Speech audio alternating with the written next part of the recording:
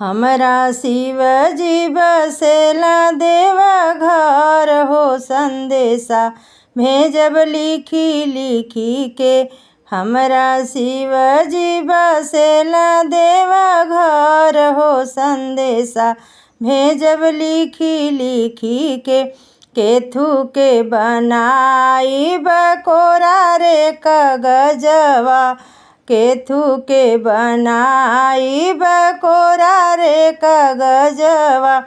अब केथुआ बनाई रस बोर हो, संदेशा भेजब लिखी लिखी के। अब केथुआ बनाई रस बोर हो, संदेशा भेजब लिखी लिखी के। हमरा शिवजी बसेला देवा घर हो, संदेशा भेजब लिखी लिखी के। आचरा के फारी के कोरा रे कागजवा, आचरा के फारी के कोरा रे कागजवा। अब आंसुए बनाई रस बोर हो, संदेशा भेजब लिखी लिखी के। अब आंसुए बनाई रस बोर हो, संदेशा भेजब लिखी लिखी के। हमरा शिवजी बसेला देवा घर हो, संदेशा भेजब लिखी लिखी के। आरी आरी लिखब दिलवा की बतिया, आरी आरी लिखब दिलवा की बतिया।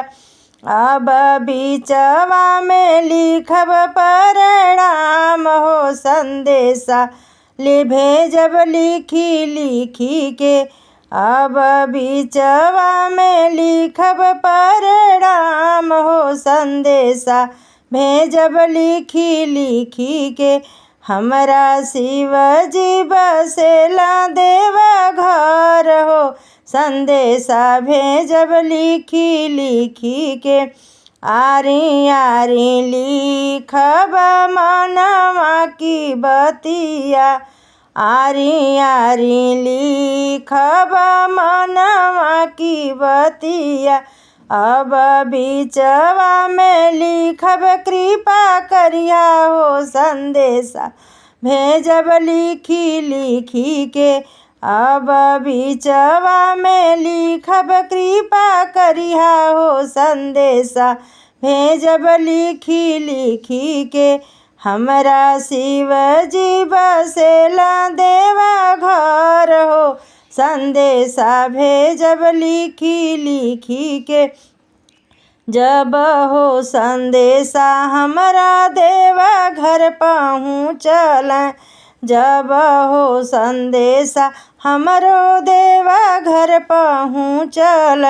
अब कई दिहल हमरो बेड़ा पार हो, संदेशा भेजब लिखी लिखी के। अब कई दिहल हमरो बेड़ा पार हो, संदेशा भेजब लिखी लिखी के। हमरो शिवजी बसेले देवा घर हो, संदेशा भेजब लिखी लिखी के। संदेशा भेजब लिखी लिखी के। हर हर महादेव, मैया पार्वती की जय।